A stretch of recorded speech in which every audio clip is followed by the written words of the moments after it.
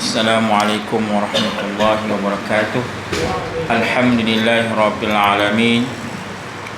Wal 'aqibatu lil muttaqin wa la 'udwana illa 'alal zalimin. Rabbi shrah li sadri wa yassir li amri wahlul 'uqdatam min lisani yafqahu qawli wasaddid lisani wahdi qalbi bihaqqi sayyidina Muhammadin sallallahu alaihi wasallam. Amma ba'd. Muslimin muslimat yang dirahmati Allah sekalian, sifat Allah yang keenam yang keenamnya wahdaniyat.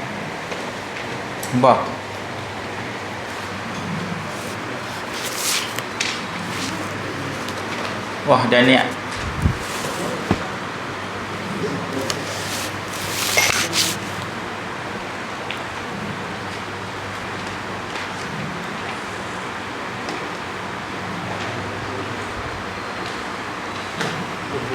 Jadi kata pengarang ni, wajib bagi Allah Ta'ala wahdaniyah. Oleh yang demikian, itu dinamakan ini ilmu dengan ilmu tauhid. Sebab kebanyakan perbahasan ilmu tauhid yang berkaitan dengan mengesahkan Allah. Sebab itu dinamakan ilmu tauhid, iaitu mengesahkan Allah Subhanahu wa Ta'ala. Tunggu orang. Keenam, wahdaniyat, artinya keesaan Allah pada zat dan pada sifat dan pada af'al. Apa maksud wahdaniyat? Ta'rif wahdaniyat. Dalam kitab Faridah dia kata wahdaniyat artinya keesaan Allah. Allah itu esa, tunggal pada zat Allah, tunggal pada sifat Allah, dan tunggal pada af'al. Tiga benda yang kita kena faham bab wahdaniyat. Esa pada zat, yang kedua esa pada sifat, yang tiga esa pada af'al. Apa maksud wahdaniyat? Ta'rif. Ta'rif wahdaniyat.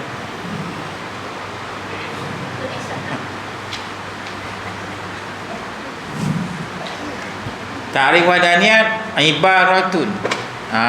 Tulis. Tulis dalam kitab dah. Ibaratun an nafyil kasrati fi zati was sifati wal af'al. Wahdaniyat tu dia ada ta'rif dia. Ada definisi dia.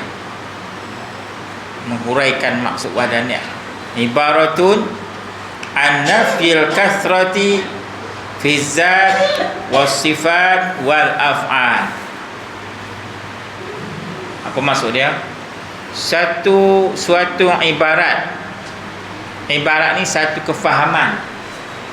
Satu kefahaman yang menafikan banyak. Menafikan banyak ataupun menafikan berbilang-bilang. Dari segi zat, sifat-sifat, berbilang-bilang pada zat, berbilang-bilang pada sifat, dan berbilang-bilang pada perbuatan. Itu maksud wahdaniyat. Ibaratun an nafyil kasrati fi zat was sifat wal af'al. Suatu kefahaman yang menafikan berbilang-bilang pada zat, pada sifat, dan pada af'al. Kalau orang ambil periksa, dia kena hafal ta'rif ni. Kan? Ta'rif.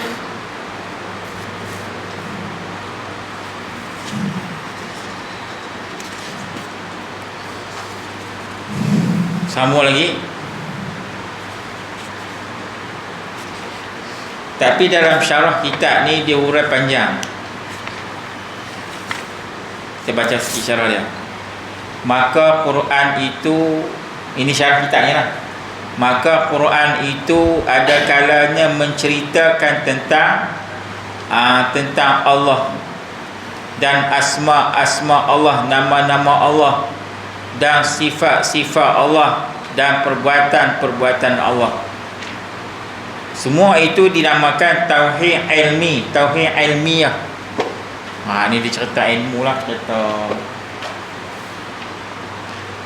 Dan ada kalanya dakwah dan menyuruh kepada ibadat akan Allah Ta'ala satu jua.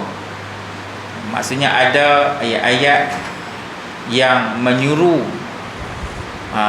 manusia ni untuk beribadat kepada Allah yang satu jua, dan mencabutkan barang yang diibadatkan selain daripada Allah, nak membuangkan ibadat yang selain daripada Allah, hanya ibadat kepada Allah Ta'ala saja. Itu maksud dia. Syarah dia lah, syarah kitab ni, iaitu dinamakan tauhid iradi, tauhid iradi talabi, tauhid kehendak. Dan ada kalanya amar. Amar ni perintah. Dan nahi. Nahi pada nahi. Nahi pada. Dan nahi. Dan nahi ni tegah. Dan melazimkan akan taat akan dia, taat akan Allah Subhanahu wa ta'ala.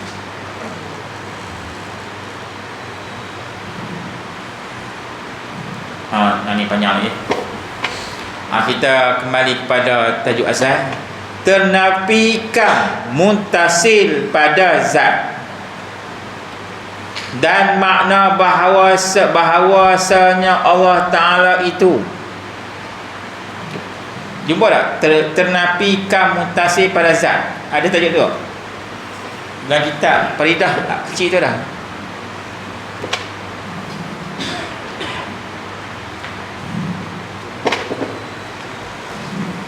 Ternapi ni maksudnya menolak, menidakkan. Kam. Apa maksud kam? Kam ni berbilang-bilang. Berbilang-bilang tu kam. Muttasil. Apa maksud muttasil? Berhubung. Berhubung pada zat Allah. Nampak?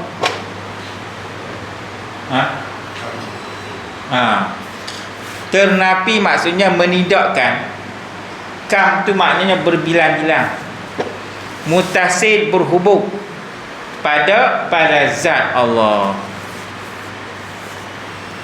Jadi maksudnya Allah esa pada zat. Zat tu dia ada dua. Dia ternapi dua benda. Esa pada zat maksudnya ternapi dua benda, iaitu kam muttasil fi zat, kam munfasil fi zat. Boleh?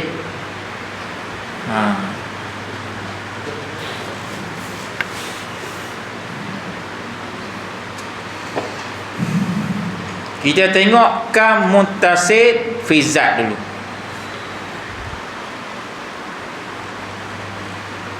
Muttasil ni maksudnya berhubung, bersambung-sambung.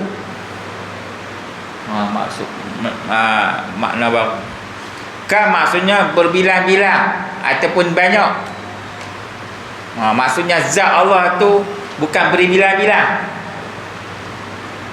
bukan banyak, dan bukan berhubung. Kita kena faham kam dulu. Kam muttasil fi zat, ternapi berbilang-bilang yang berhubung pada zat Allah. Boleh?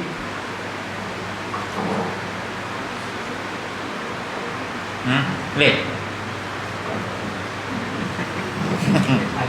Tak boleh, kita uraian ni dulu kan. Dia ada tiga benda. Zat, sifat dan af'al. Dia tak boleh berubah lagi. Dia kena bagi hak pertama tu elok dulu, baru dia berubah. Dia tak?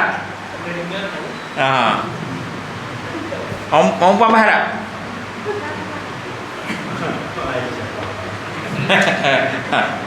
Dia dipang lalu. Dia pernah perempuan dia cepat Faham.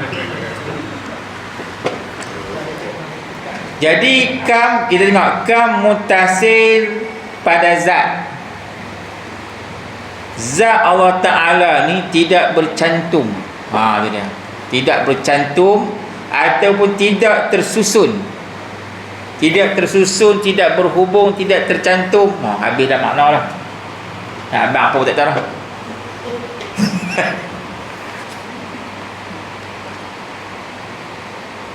Tidak tercantum ataupun tidak tersusun daripada juzuk-juzuk. Juzuk-juzuk apa dia? Seperti darah, daging, tulang, urat-urat, ayam, macam-macam lagi semua dah. Dia tak bercantum, tak berhubung. Tidak ada juzuk-juzuk yang macam tu. Jadi Allah Ta'ala menafikan kam mutasil fi zat. Jadi zat Allah Ta'ala tak macam ni, tak tersusun. Ada daging, ada tulang, ada darah, ada ayam, ada berjuzuk-juzuk. Tidak macam tu. Dan menafikan macam tu. Itu dia panggil menafikan berbilang-bilang pada zat. Zat Allah tidak seperti yang disebutkan tadi ni, yang berjuzuk-juzuk. Nak gambar macam mana? Wallahu alam.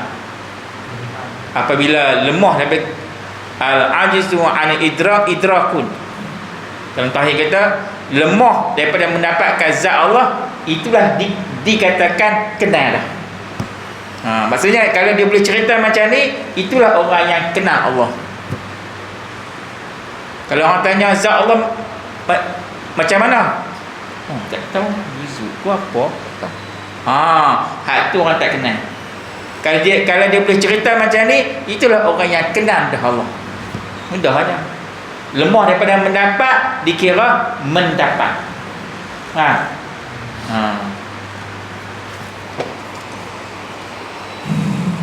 Dan tidak tersusun daripada anggota-anggota seperti tangan, kaki, kepala, mata, hidung, jari-jari. Tak seperti itu.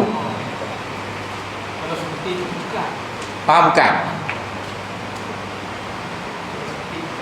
Bukan. No.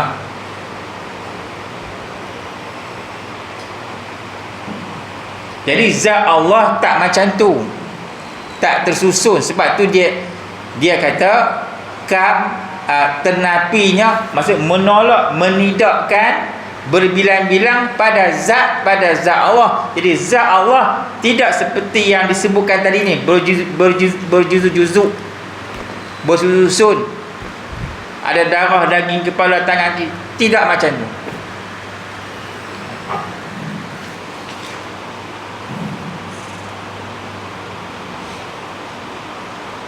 Dalam arti yang lain, menafikan kuantiti. Kuantiti ni yang tercantum pada zat Allah Ta'ala. Itu bahasa moden sikit lah. Kuantiti ni benda yang banyak. Susun. Baik, jika zat Allah Ta'ala, dalam kitab tu tak ada. Jika zat Allah murakkab, dia main satu ayat, disuruh kita fikir. Jika zat Allah Ta'ala murakkab, apa maksud murakkab? Tersusun. Jika, bukan sungguh. Jika zat Allah murakkab, tersusun, maka ia adalah makhluk. Makhluk bersusun lah. Kalau zat Allah bersusun, maka ia adalah makhluk, bukan qadim, bukan kekal. Kerana apa sahaja yang tersusun pasti memerlukan penyusunnya. Setiap yang tersusun memerlukan kepada yang menyusunnya. Ada. ada tangan, kaki, darah. Mesti ada orang yang mencipta, orang yang buat. Ini mustahil atas Allah Ta'ala. Dalil fi ayyi suratin ma syaa rakkabak, pada bentuk apa sahaja yang dia kehendaki dia menyusunkan tubuhmu. Dalam surat Al-Infitar, maksudnya Allah yang menyusunkan kita, ada berjuzuk-juzuk, ada anggota-anggota dan sebagainya. Boleh tak? Boleh. Hatu kam tenapi kam mutasil pada zat.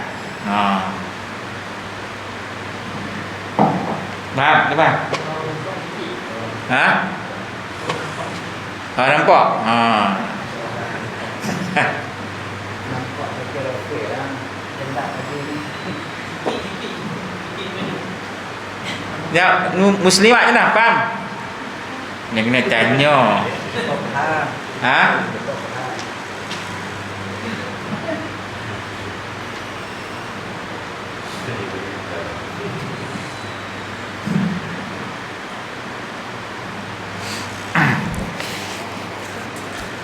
Yang kedua, tenapi kam mutasil tenapi kam munfasil pada zat. Tadi apa dia?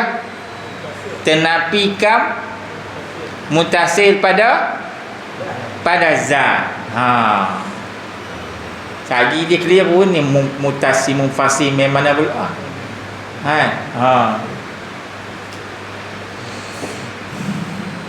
Kam munfasil fi zat.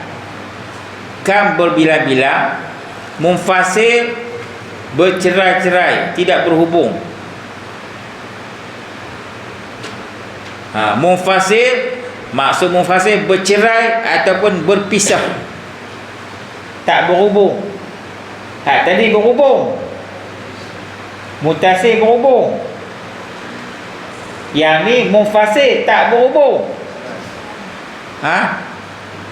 Bercerai, tak berhubung. Apa maksud tenapi kam munfasil pada zat? Tidak ada zat lain, tidak ada zat yang lain yang serupa dengan Allah. Tak ada zat yang lain daripada Allah serupa dengan zat Allah. Habis kita nak gambarkan apa? Ada fikir apa? Habis dak fikir juga jadi isim, jadi tak ketahuan.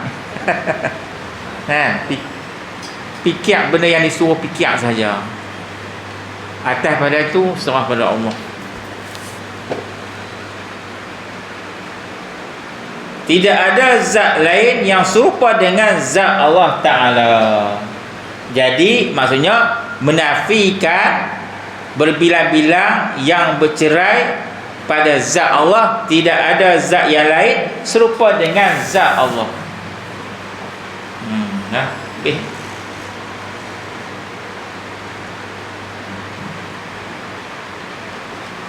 Kemudian dalam arti kata yang lain pula, ia menafikan kuantiti yang terpisah daripada zat Allah. Kuantiti bentuk yang banyak yang lain daripada Allah yang serupa dengan zat Allah Ta'ala, nafikan semuanya itu. Habis dah. Boleh faham dah? Tenapi kam mutasil pada zat dan tenapi kam munfasil pada zat. Maknanya bahawa Allah Ta'ala itu tiada zatnya bersusun daripada dua zat atau lebih. Bersalahan, berbeza kebanyakan makhluk. Bersusun ia makhluk daripada beberapa banyak zat. Ada tangan, ada kaki, darah, tulang, daging. Bersusun. Dan bersusun ini dinamakan dia kam muttasil pada zat.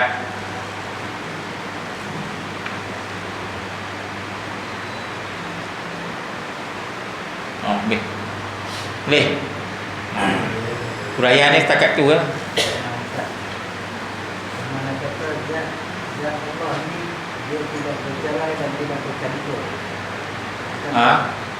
Zat Allah tu tidak bercerai atau tidak berhubung atau tidak bercerai. Maksudnya dia macam ni. Esa Allah tu. Keesaan Allah tu dia punya zat tu tak berhubung dan tak bercampur. Tak bercerai. Macam tu. Kalau bercerai itu makhluk, berhubung itu pun makhluk. Faham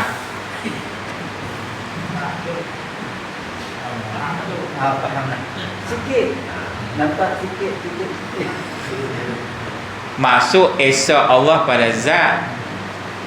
Esa Allah pada zat, tunggal pada zat. Jadi zat Allah Ta'ala tak bersusun-susun. Dan tidak juga bercerai. Tak bersusun. Jadi menafikan bersusun tu. Menafikan bersusun.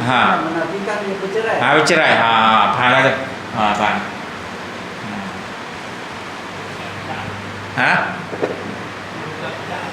Kita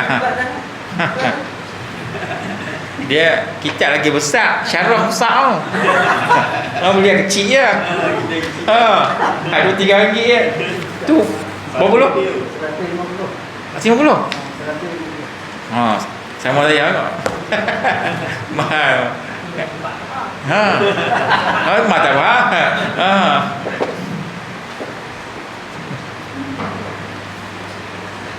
Tuan-tuan nak beli dalam Shopee. Dah. Melayu banyak.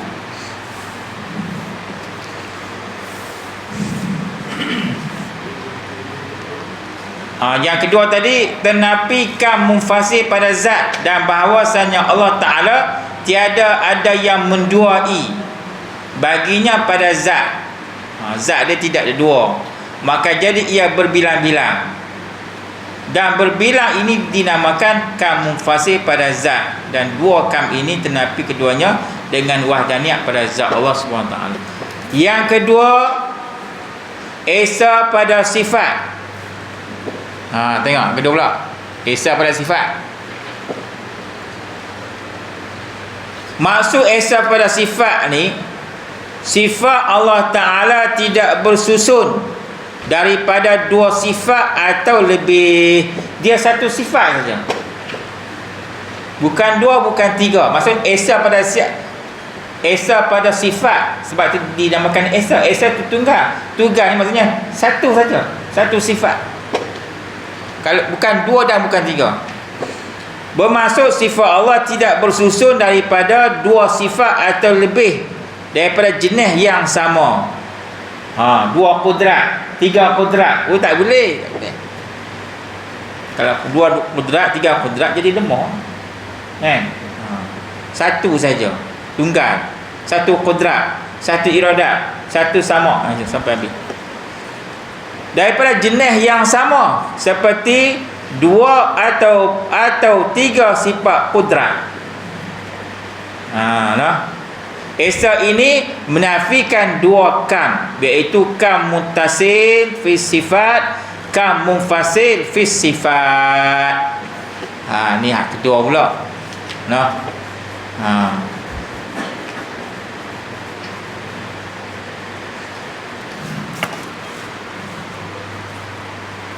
Apa maksud kam muttasil fi sifat? Berbilang-bilang yang berhubung. Dia menafikan berbilang-bilang yang berhubung pada sifat Allah Subhanahu wa Ta'ala. Maksudnya Allah Ta'ala tidak mempunyai dua atau lebih sifat yang sama seperti dua ataupun tiga kudrat.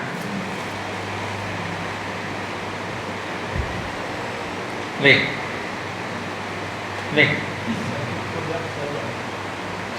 Sifat Allah. Apa maksud tenafi ka mutasif fi sifat?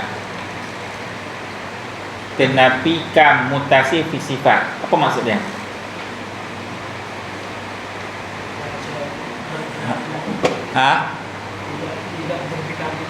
Tidak sifat Allah tidak berbilang. Maksudnya sifat Allah tu itu faham tu. Faham.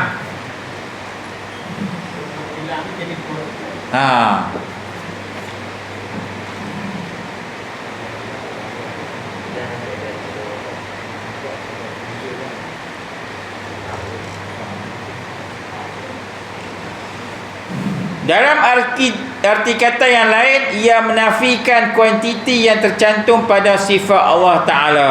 Maksudnya macam tu jugalah, benda yang sama. Maksudnya dia hanya satu pedrak saja, bukan dua, bukan tiga, bukan empat, bukan seterusnya. Jadi kalau berbilang-bilang tu bukan wahdaniyah. Jadi wahdaniyah menafikan berbilang-bilang pada sifat. Maksudnya sifat Allah satu lah, satu qudrat, satu iradat, bukan jenis yang sama. Berbilang-bilang pada jenis yang sama, 2 qudrat, 3 qudrat, tak boleh. Faham? Dia satu qudrat. Kalau di langit ada Tuhan, di bumi ada Tuhan, itu berbilang-bilang Tuhan, maksudnya lemah. Jadi kalau berbilang-bilang tu menunjukkan lemah.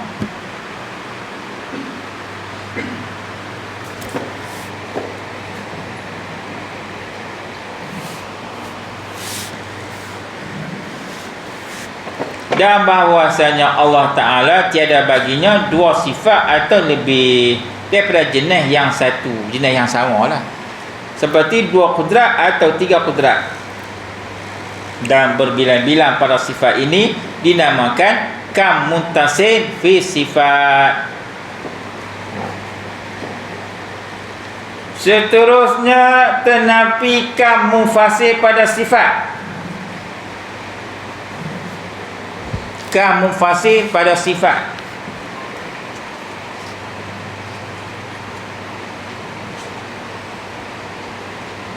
Tidak ada zat lain selain Allah yang serupa dengan sifat Allah. Kam tenafi kam munfasil pada sifat. Tidak ada zat yang lain selain daripada Allah yang serupa dengan sifat Allah. Tak ada.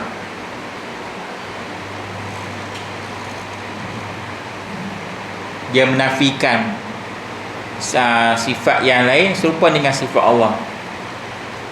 Sifat sifat makhluk tak sama dengan sifat Allah. Dia menafikan sifat yang lain tak sama dengan sifat Allah.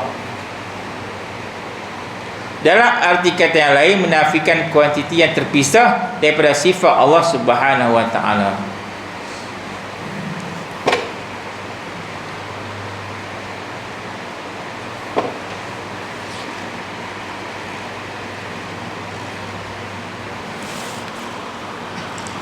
Yang seterusnya tak percaya ni. Tenafikan munfasil pada sifat dan bahawasanya tiada ada bagi yang lain daripada Allah Ta'ala sifat yang menyerupai akan satu sifat daripada segala sifat Allah Ta'ala. Yang maksudnya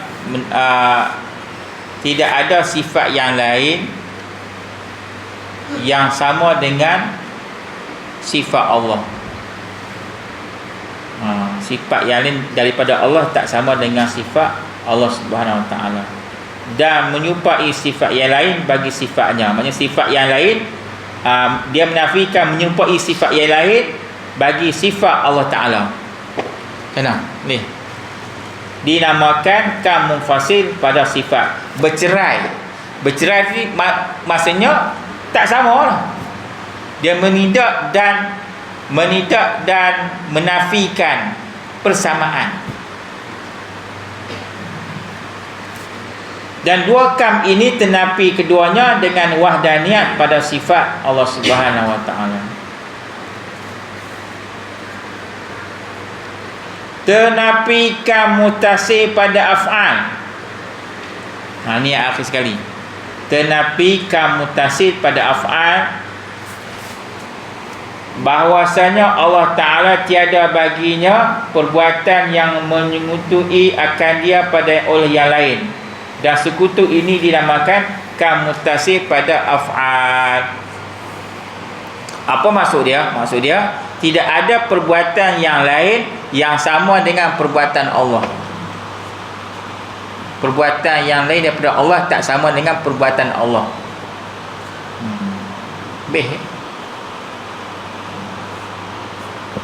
Sebab Allah Ta'ala tu mukhalafatuhu lil hawadis, bersalahan dengan perkara yang baru. Dan semua perbuatan adalah ciptaan Allah Ta'ala.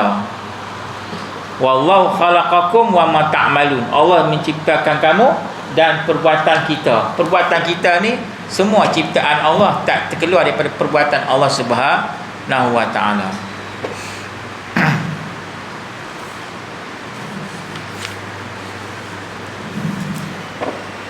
Yang akhir sekali, ternapi kam munfasil pada af'al, dan bahawasanya tiada bagi yang lain Ta'ala, Allah Ta'ala, satu perbuatan atau wajah mengadakan, dan hanya sesungguhnya dibangsakan kepada itu atas wajah kasar dan ikhtiar. Macam tadilah, semua benda ni Allah Ta'ala yang menciptakan. Atas wajah kasar dan ikhtiar, dan ada perbuatan bagi yang lain atas wajah mengadakan, dinamakan kamutasi pada af'al. Maksudnya perbuatan kita ni, perbuatan makhluk ni dia panggil atas jalan kasab, usaha dan ikhtiar. Hakikatnya adalah perbuatan Allah. Kita tak boleh nafi. Apa yang kita buat, bangun, berdiri, tidur, apa semua, itu atas jalan usaha dan ikhtiar. Hakikatnya Allah yang menggerakkan. Kita makan nasi. Makan nasi itu usaha hamba, usaha dan ikhtiar. Yang mengenyangkan Allah Ta'ala yang bagi kenyang. Allah Ta'ala yang mengenyangkan kita, bukan makanan tu yang mengenyangkan kita. Tu. Kalau kita i'tiqad kata makan, Allah Ta'ala bagi nasi dekat kita, kemudian nasi tu yang mengenyangkan kita, tu dia panggil qadariyah. Qadariyah. Ambil bateri, pergi bola kereta, start enjin, orang berjalan. Tu dengan sebab bateri minyak tu yang buat sini, itu dia panggil qadariyah. Kan? Hakikatnya yang menggerakkan kereta semua tu hakikatnya Allah Ta'ala. Bateri minyak apa semua tu hanya usaha dan ikhtiar. Makan nasi itu ada usaha dan ikhtiar. Yang mengenyangkan kita hakikatnya Allah Ta'ala. Kalau dia i'tiqad nasi tu yang mengenyangkan, tak dikaitkan dengan kuasa Allah, itu jadi kafir tu. Maksudnya perbuatan hamba ni tak terlepas daripada perbuatan Allah Subhanahu wa Ta'ala. Perbuatan yang baik, perbuatan yang tidak baik, semua terbit daripada Allah. Cuma yang tak baik ni boleh cerita pada maqam ngajak macam ni. Kita cerita perbuatan yang baik dan yang jahat terbit daripada perbuatan Allah, hanya boleh cerita pada maqam mengajak. Bukan maqam mengajak kita nak cerita perbuatan jahat ni hak Allah Ta'ala juga, tak boleh. Dia panggil jahat adab, tak hormat. Itu maksud dia.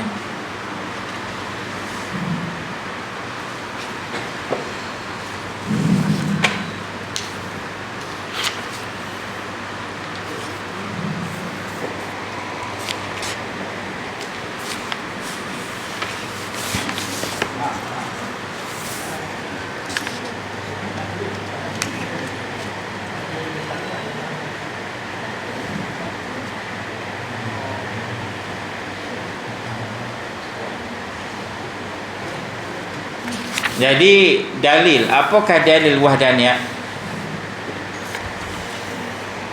Dalil dia qul huwallahu ahad. Allah itu ahad, esa. Itu dalil naqlilah dalam Quran. Dalil hadis innallaha witrun yuhibbul witra. Allah itu ganjil dan dia menyukai yang ganjil. Kita buat apa semua ganjil lah kan. Kawah 7, bumi 7, langit 7. Apa? Witir pun ganjil. Kan? Buat benda ganjil. Sebab innallaha witrun yuhibbul witra. Sungguhnya Allah ganjil, dia menyukai setiap yang ganjil. Ijma' umat telah ijma' mengatakan bahawa Allah itu Maha Esa.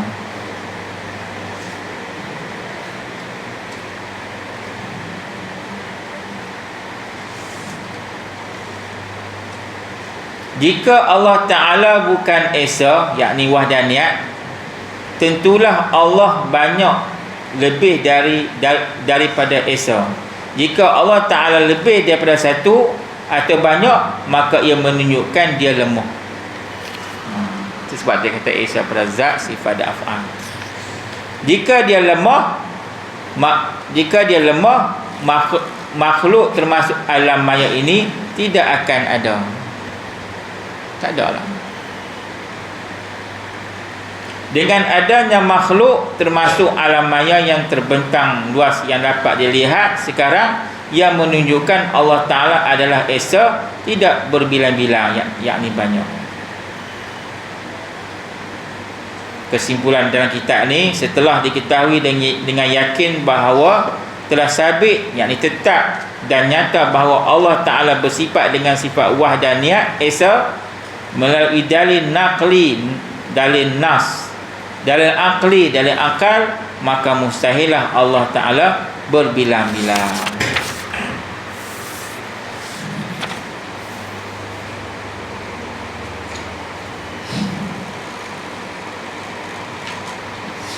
Ni dipanggil, kita baca dalil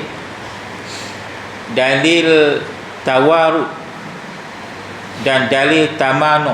Itu istilah. Dalil tawarud ni maksudnya dalil kesepakatan.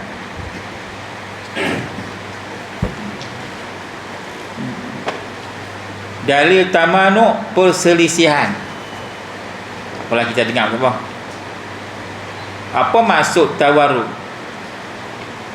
Kesepakatan. Pengarang ni kata dua Tuhan bersepakat untuk menjadikan atau tidak menjadikan makhluk.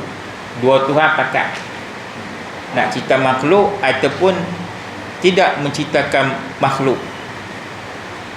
Ia bermaksud dua Tuhan yang mempunyai dua iradah, dua kehendak, dan dua kudrah, dua berkuasa, menghasilkan satu makhluk pada masa yang sama.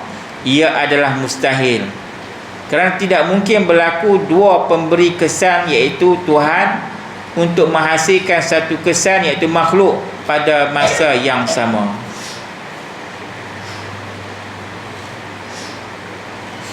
Dalil tamanuk perselisihan. Dua Tuhan tidak bersepakat menjadikan atau tidak menjadikan makhluk. Mustahil akan terjadi sesuatu jika ada pertemuan dengan dua iradah. Jadilah Tuhan A kata nak turun hujan, Tuhan B kata tak mahu turun hujan. Jadi perselisihan. Jadi berbalah dengan dua Tuhan.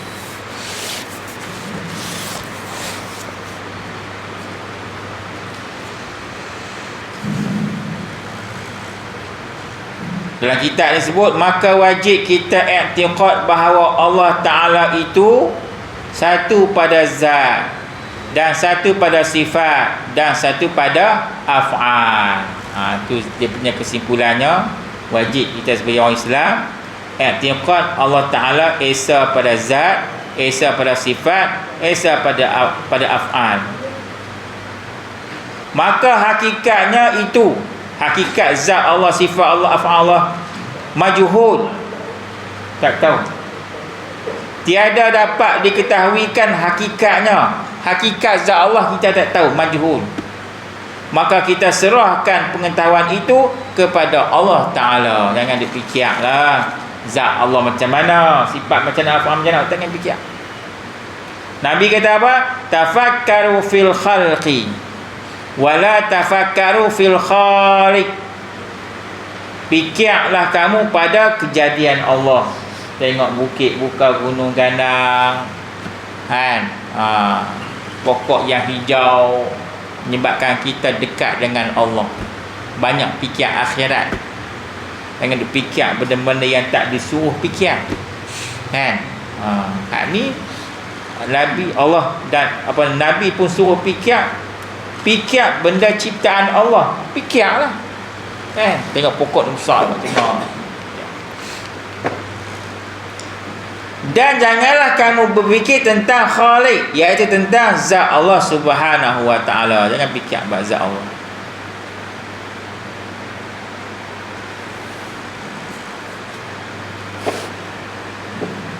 Disebut dalam kitab Aqidatun Najid, maka wajib kita i'tiqadkan sekalian perbuatan itu Allah jua yang mengeluarkan dari Adam kepada wujud.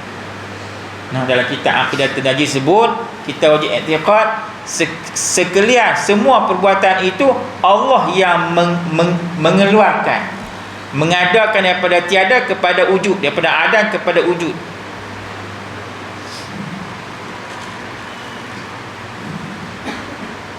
Padahal tunggal ia sama ada ia baik ataupun jahat. Dan makna yang baik itu pada iman dan taat. Dan murad daripada jahat itu pada kufur dan maksiat. Terbit daripada perbuatan. Sama ada perbuatan itu zahir keluarnya daripada manusia atau lain. Dan sama ada perbuatan itu ikhtiari ataupun iztirari. Ikhtiari ni pilihan kita, bangun, duduk apa semua. Iztirari ni perbuatan yang terpaksa, seperti nafas. Nafas ni dia panggil perbuatan yang iztirari. Bukan kehendak kita, semua dengan kontrak iradat Allah Ta'ala.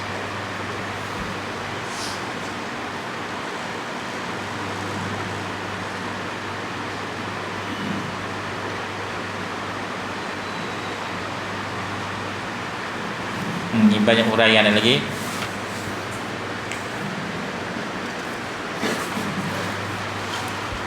Kata Mu'tazilah bahawa hamba itu menjadikan perbuatan dirinya yang ikhtiari dengan kudrat yang dijadikan oleh Allah pada dirinya. Ini kata Mu'tazilah, hamba tu sendiri yang menjadikan perbuatan diri dia sendiri yang ikhtiari. Contoh perbuatan bangun, duduk, kita sendiri yang menggerakkan, tak dikaitkan dengan Allah. Salahlah. Maka sebab membawa mereka itu akan kata yang demikian itu supaya disebabkan kejahatan itu kepada Allah.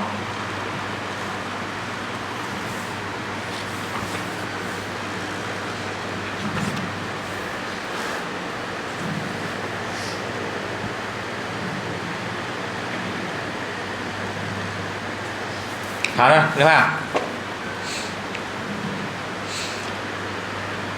Dia pada bab perbuatan ini dia ada tiga pendapat ulama. Pertama dia panggil Jabariyah, seperti yang telah lalu sebut. Jabariyah ni i'tiqad dia bagi manusia ni tidak ada usaha dan ikhtiar, semua Allah Ta'ala belaka, baik ke jahat ke semua. Itu Jabariyah. Seperti mana bulu yang berterbangan di udara, kan, ke mana angin terbawa, ke situlah ia akan pergi. Itu Jabariyah. Manusia ni tak ada pilihan. Semua Allah Ta'ala belaka. Baik ke tak baik ke, serah pada Allah. Salah. Tadi Mu'tazilah. Yang tiga ahli sunnah wal jamaah, maka adalah i'tiqad mereka itu pertengahan, sekira-kira berkata mereka itu dengan bahawasanya hamba itu tiada menjadikan ia akan perbuatannya, tetapi baginya fi'il itu usaha dan ikhtiar. Ada usaha dan ikhtiar. Dan i'tiqad ahli sunnah wal jamaah ni dia panggil i'tiqad yang pertengahan, kerana bahawasanya keluar ia daripada tahi dan darah. Antara tahi dan darah tu keluarnya air susu yang bersih, yang lazat, yang boleh diminum. Maksudnya dia nak buat satu perumpamaan. I'tiqad ahli sunnah wal jamaah ni seperti mana di antara tahi dan darah. Antara tahi dan darah tu adanya susu. Dalam binatang dia ada antara tahi dan darah tu adanya susu. Susu itulah diibarat seperti ahli sunnah wal jamaah.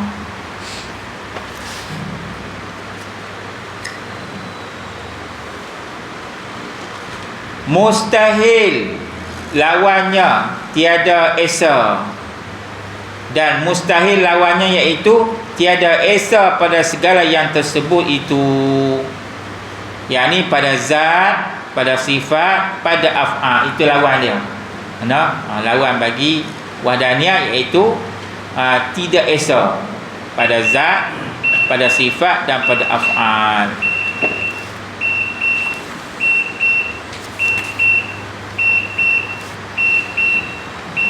Tadi kita sebut dah dari naqli surah Ikhlas. Dan firman Allah, walaqad ba'asna fi kulli ummati rasulan an i'budullaha wajtanibut taghut.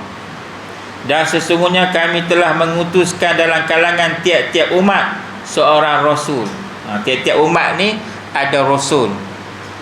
Allah Ta'ala hantar nabi dan rasul dengan memerintahkan dia, menyeru mereka hendak kamu menyembah Allah dan jauhilah taghut. Dan firman Allah Ta'ala lagi, u'budullaha ma lakum min ilahin ghairuh. Maksudnya sembahlah kamu akan Allah sebenarnya, tidak ada Tuhan bagi kamu selain daripadanya, selain daripada Allah Subhanahu wa Ta'ala. Banyak dalil. Wa ma arsalna min qablika min rasulin illa nuhi ilai annahu la ilaha illa ana fa'budun. Maksudnya, dan kami tidak utuskan sebelum engkau daripada rasul malaikat bahawasanya tidak ada Tuhan yang disembah dengan sebenarnya malaikat aku, maka hendaklah kamu menyembah aku, kata Allah Subhanahu wa Ta'ala. Jadi mesej semua nabi-nabi dan rasul mengajak manusia ni beriman kepada Allah Ta'ala, mengesahkan Allah Subhanahu wa Ta'ala.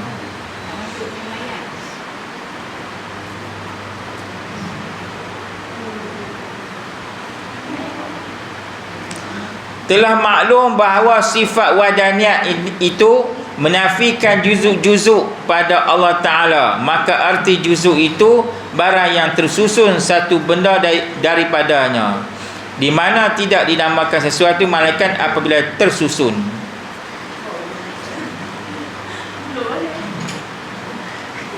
Tidak dinamakan sesuatu malaikat apabila tersusun ia daripada juzuk-juzuk.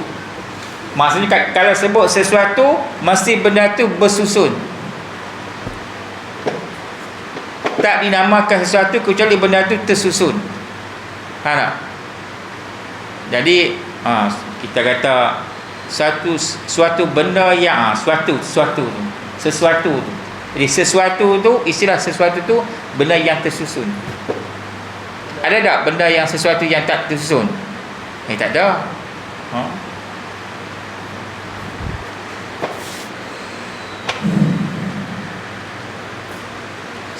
Bandingannya seperti sebuah kereta. Tidak dinamakan kereta malaikat apabila tersusun daripada roda dan pintu dan sebagainya. Maka kereta itu kul, dan roda dan pintu itu juzuk. Kereta semua tu kul, tayar lah, pintu, dia panggil juzuk kereta.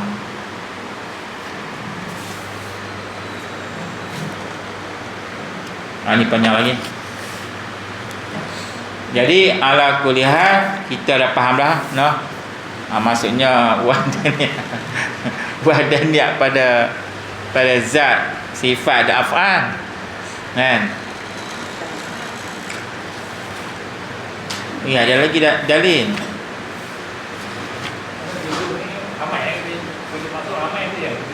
Boleh je ha.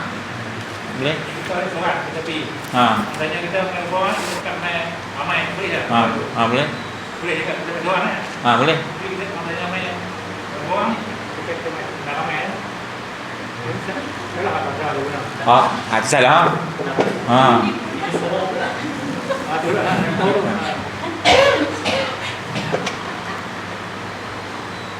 Jadi yang sebut ramai ni, kita tak disebut ramai, kita kalau sebut seorang-seorang, kan?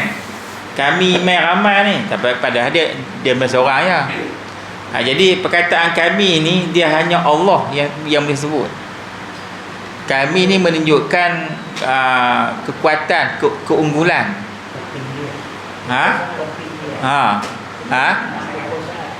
Kekuasaan Allah Ta'ala.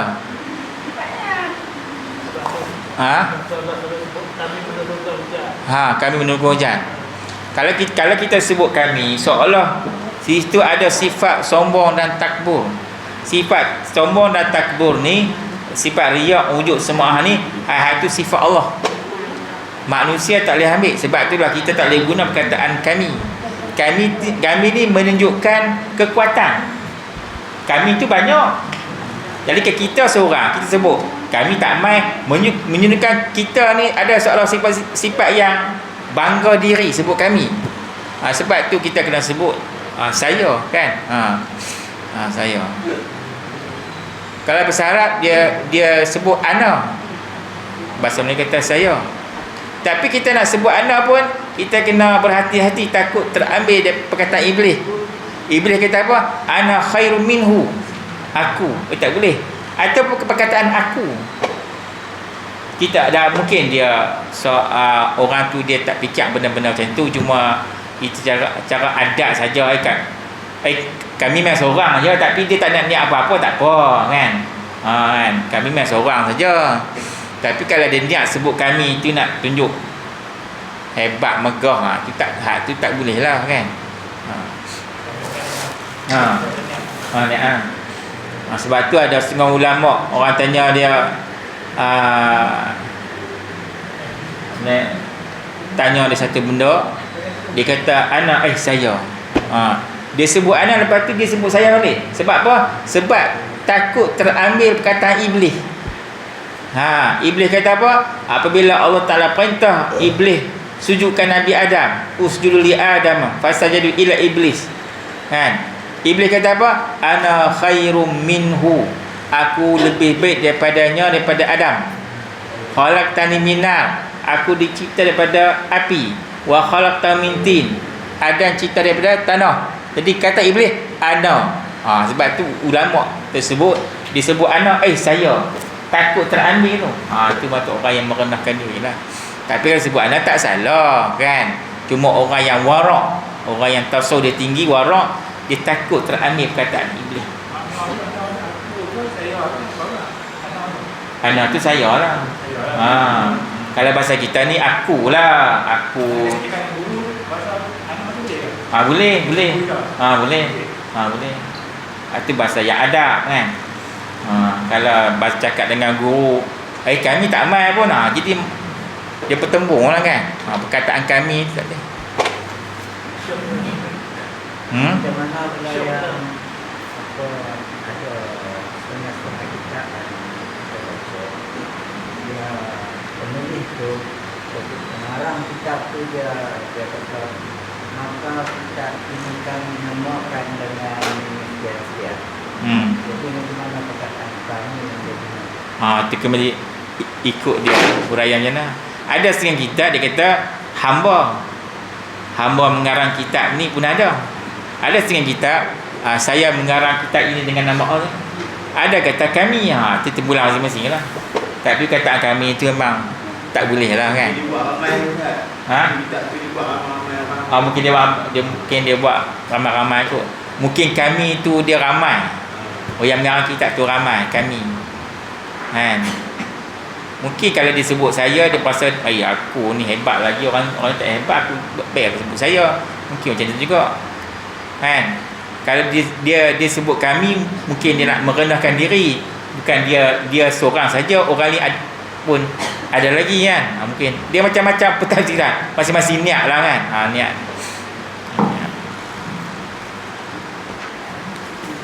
Tidak naik orang Sarawak Ustaz. Naik orang Sarawak, mereka sebut kami. Ya. Tahu? Tu lah. Tapi itu kembali pada adab bahasa. Kami itu kalau yang Sarawak itu Kan. Dalil wahdaniyat dan panjang lagi noh.